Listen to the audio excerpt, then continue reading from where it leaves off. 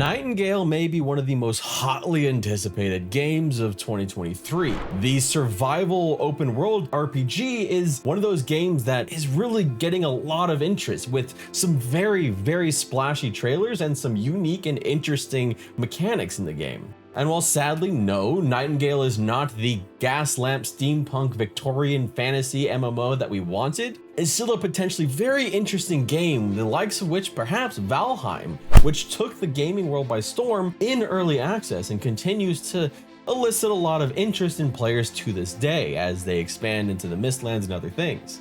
Time will tell if Nightingale can repeat the same kind of success that Valheim did, but one thing is for sure, there is a lot of interesting things at play here, and it is coming from a very interesting source: former BioWare employees.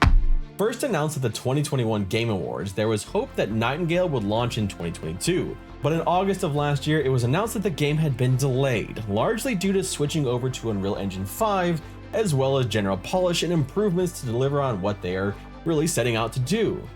The announcement pegged the first half of 2023 for the release date of Early Access. And I repeat that, this is the release of Early Access.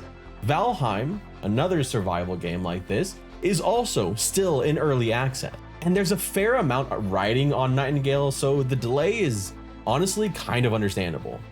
This will be the debut of Inflection Games, the studio headed by ex-Bioware general manager Aaryn Flynn. And I gotta say, that is a really cool last name. Barring any further delays, we should be able to jump into the early access version of this game in the next couple months. But what game will we be getting? Well, there's still some questions about that. Let's start with gameplay. And since the initial announcement, we've gotten a lot of details on exactly how Nightingale will play. It's going to be PvE-focused open world survival, and there will be no PvP. Though there is the potential to add that in the future, it's still not a focus of the game. In this way, there's a reason why I keep comparing it to Valheim, a PvE-focused survival game, which is different from some of the normal ones that we may have played in the past, even ones like Age of Conan or Rust. But that alone isn't the only thing that's really making this game seem different. There's something in the gameplay that is going to pull it away from what you normally expect. Now think Valheim, but with the Victorian gaslamp fantasies of your favorite romance novels, and craftable cards that will allow you to travel to different realms. Realm cards are an especially interesting part of Nightingale, as these craftable items provide a way for players to have input on the procedural worlds that will be generated as you travel from realm to realm. With the realm cards, you'll be able to influence the environment itself. You'll be able to decide on just how hostile the new realm is, and even the abundance of resources in it. It is a unique and interesting take on the procedural world generation in a survival game, and I'm hopeful that there will be plenty of combinations to keep it interesting. I, for one, will be avoiding guides on how to, craft the best realm cards, because isn't part of the fun of any kind of survival game just kind of going out into the world and finding places that you don't expect? For me, I am fully expecting to accidentally create the most barren, resourceless, terrible, horrific place with the biggest giants, the worst monsters all over the place, and dying instantly the moment I go in because I accidentally messed up the environment and we now have noxious fumes that I have somehow inhaled.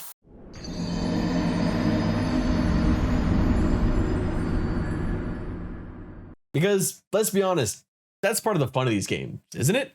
You can venture into these worlds solo or co-op. We don't have any exact numbers on how many players will be able to play together, but the website does mention friends, as in plural. And the Nightingale wiki lists up to 10 players, but I was honestly unable to verify any source for this number of players. 10 players is the max allowed in Valheim, a similar PvE-focused open world survival game that is also in early access. So it makes sense to a point, but without any confirmation, consider this idea that there are 10 players in Nightingale highly speculative. But here's hoping that we do get at least 10 players, because that would make it more fun, especially seeing how big we may be able to make some of our settlements, which let's go on to that with some talk about building mechanics and combat. Now, realm cards currently look like the core feature that will set this game apart, but that doesn't mean other parts of the game will be lacking. In December of 2022, the Nightingale team covered several questions about building and combat in a blog post, as well as some gameplay footage earlier in 2022 at the Summer Game Fest that filled in some of the gaps that we have. In both of these, we didn't get a ton of detail at the granular level, but we saw some skills in action like skinning. We got to see what looked to be a crafted lean-to, as well as the crafting station used to make realm cards. Buildings included multiple stories, and we actually got to see them build up from the ground. And we saw plenty of different types of crafting stations all over what looked to be like kind of a porch, as well as paved bridges and lampposts. I mean, hell, you even got to see air blimps. And it has been mentioned that blimps will not be player facing in early access, but that's still a pretty cool thing, and they look really cool up in the sky. And as stated on their website, this is what they talk about when it comes to building. Design and construct an impressive estate from a variety of styles and tile sets. Upgrade and customize your structures and form communities to safely live off the land.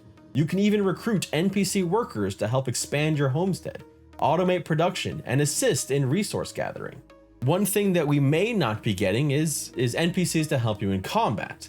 But the combat is seeming kind of interesting. In combat, we've seen first-person battles with melee weapons like an axe, as well as several ranged weapons such as crossbows, rifles, and even what looked like a giant damn hand cannon. So Redbeard from the future here, they didn't actually show off a hand cannon. I was just confused by the zoom in of the weapon, which brings about a different idea of how interesting combat could be with, you know, it being more, I wouldn't say first person shooter like, but perhaps at least something more skill based than what we may be expecting with a survival based type of game like this. But yeah, no hand cannons, but wouldn't a hand cannon be like a really cool thing to have? I mean, have you like, look at some of these gigantic monsters that are going to be in these worlds. If you're listening, hand cannons? Yes, please, or no, wait. What about mounted cannons on your settlements? Oh, that would be really cool. It's like a defense. Yeah. Toward the end of June's gameplay trailer, we got to see what looked to be a little bit of magic. We got shadows have offended. Think but this. And we got some expansion of that in the blog post. They've mentioned that they're aiming for a large variety of spells with a goal of at least 10 for early access that would range from utility to combat. Ranged combat appears to outweigh melee combat in the game, but that could just be because it shows up better in trailers, especially with the sound effects.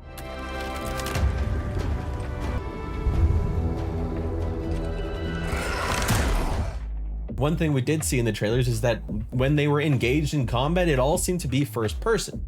That doesn't mean that it will only be in first person, but that is at least seemingly the default. But we have to talk about story, not just the setting, but story, because remember that this is coming from an ex-Bioware general manager. Story is generally important to that company, and perhaps it is the most interesting part of the game beyond its systems, the story and the setting itself. Nightingale takes place in an alternate history before the turn of the 19th century, a Victorian gas lamp fantasy setting, which is essentially steampunk with magic. Nightingale delves into the Fey realm with fantastic creatures and settings. It will have a narrative with quest NPCs, which already sounds more guided and driven than Valheim. Though it too has a broad storyline, this seems much more focused. In general, it sounds like you're stranded in these distant Fey realms, trying to get back to the last vestige of humanity. Nightingale, cast as a Realmwalker, you are a survivor of a magical cataclysm. But one thing to keep in mind with this story as you crash into the Fey is that there will still be choices for you to make. In the trailer and highlighted by Flynn, there is a dichotomy. In one moment, the Realmwalkers are giving an offering to a giant. This is a way to deal with this giant, is, you know, a peaceful way. But later in the trailer, we see that same giant battling through the community, destroying buildings and at war with the Realmwalkers, the players. This is another choice, choosing violence as a way to solve the giant problem. Decisions made sound like they will have a direct impact on your story, which feels like something entirely new for a survival MMO. Tying in these RPG-like elements and a grand narrative with consequences really only adds to my excitement for the game. and perhaps creating a new idea of what a survival craftable game can be and what it can entail. Are you interested in Nightingale? Is it a game that you have circled for this year, potentially in the next 6 months or so? Let me know down in the comment section below. And let me know if you'd like me to cover this game more when it does release or when we get more information.